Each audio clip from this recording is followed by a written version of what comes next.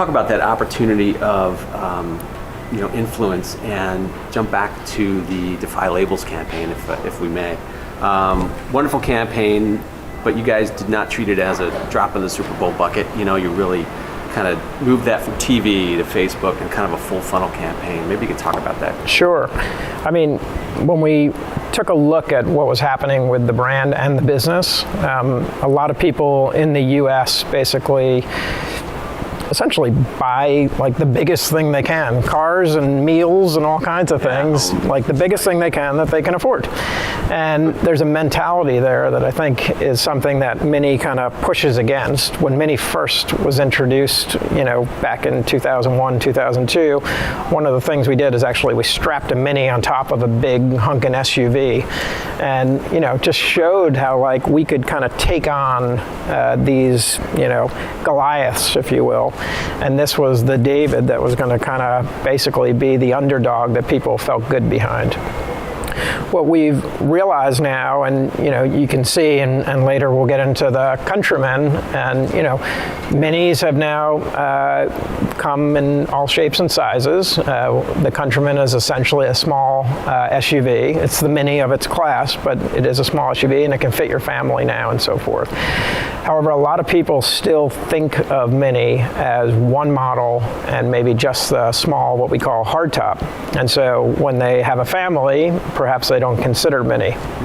Or perhaps they have a perception of Mini that has been built out there through friends that have it, or Mini is certainly a car, and we'll show you later, there's a lot of fun to drive, but it can also maybe be seen by some people in a light that they don't take it as seriously.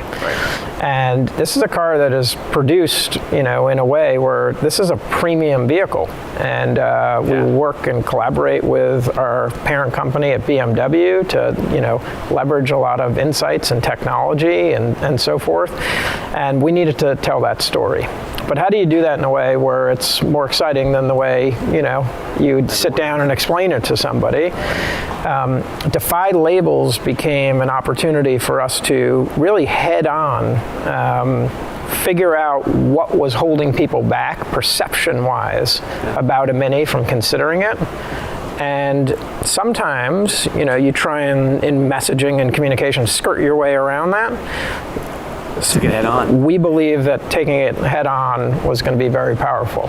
And what we did is we sought really people who have a relationship with Mini, owner or some kind of experience with Mini, who also have defied a label that Mini is trying to defy. And so to start with Serena Williams saying, this is a chick car in only a way that Serena can. Absolutely. And Randy Johnson, the big unit, saying this is a small man's car. So Randy Johnson, he drove his wife's Mini two-door hardtop to Yankee Stadium every day when he was pitching for the Yankees. Yeah. Wow. And so at the end of our campaign, he actually went and bought another Mini, John Cooper Works edition, but two-door hardtop. He's 6'10", and he fits. So didn't buy the bigger, he just bought it. He loves it, and he fits in the Mini. Yeah. And so to take these things head on, but also with people who you're going to be, seeing in a certain light, really helped us to defy these labels head on. It was a brilliant campaign because it was not only that, but it reflected society and what needed to be said in society at the time. Yeah, it was very timely. The best part. You kind of less focused on that, but it was really disruptive and got a lot of notice.